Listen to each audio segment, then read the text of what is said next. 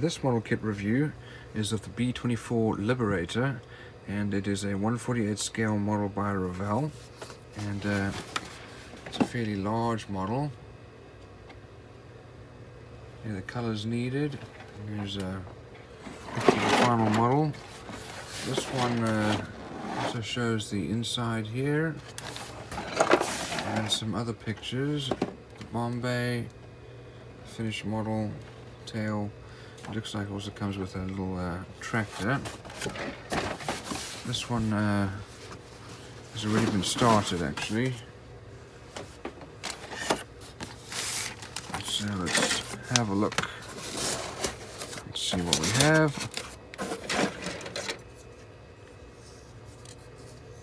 So looking here at these details here, they are all raised, but otherwise fairly well molded. We do have a few mold lines here.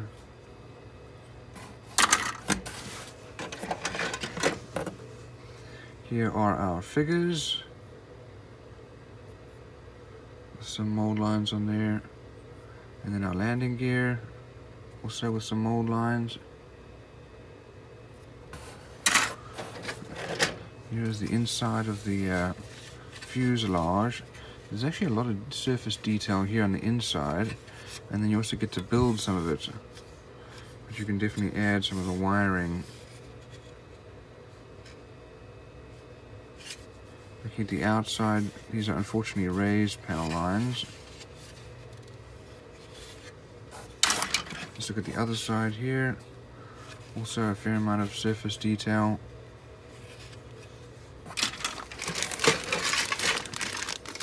Here is our cockpit glass, our different gunners glass, and some of the windows. We have a number of parts in here, it looks like. So we have our engines. These are typical radial engines. And our cowlings.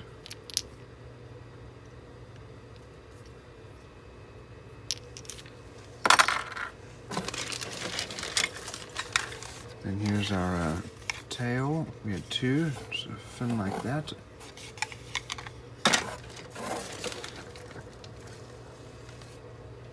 And looks like this is part of our nose gear. And we have probably a bomber.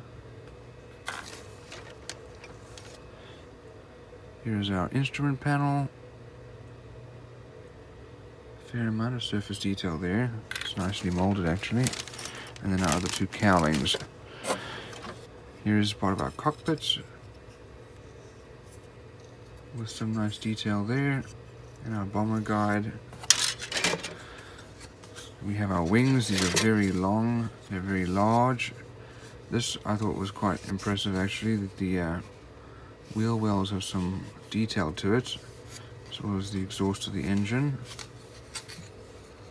And unfortunately the rest of these are all raised, including all the rivet lines, and the same with these other two. A number of other sprues here still, with some extra parts, probably the bomb racks, and then the bomb bay covers. Here we have some of our bombs, and this looks like part of the little tractor that will pull things along. We have our guns, additional guns here, and there's some larger bombs. Here are the extra figures. Here's our tail, which has actually got some very nice surface detail, even though it is raised.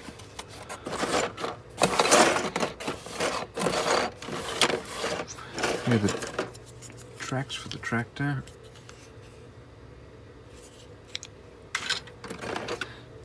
Some additional figures. We have a lot of figures in this guy. You'll see a lot in Revell models. Here are our propellers. We have 4 of those.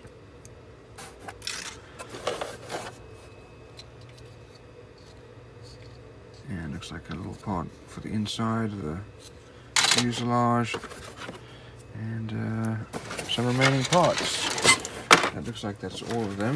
Let's have a look at our decals here. Very nicely printed. There's actually a lot of details here on these decals. Instrument panel is a little bit strange looking. Let's have a look at our instructions here. These are the colors needed.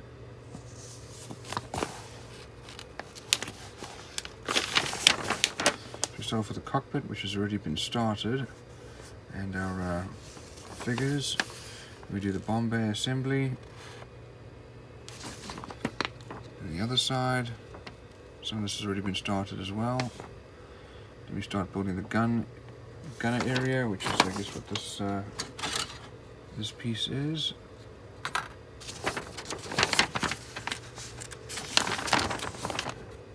Parts of the forward fuselage, nose gear gets put in, as well as the cockpits.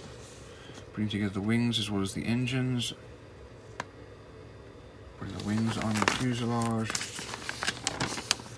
And then the wheels go on with the landing gear, tail gun and stabilizer gets put on. As well as the vertical stabilizer or tail. And the different glass goes on, as well as the guns.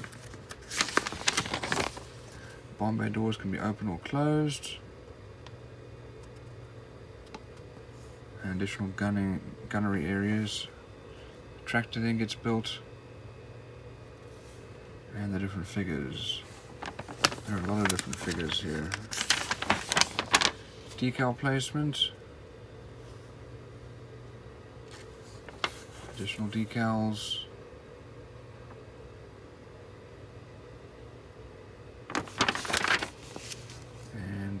Also the painting guide.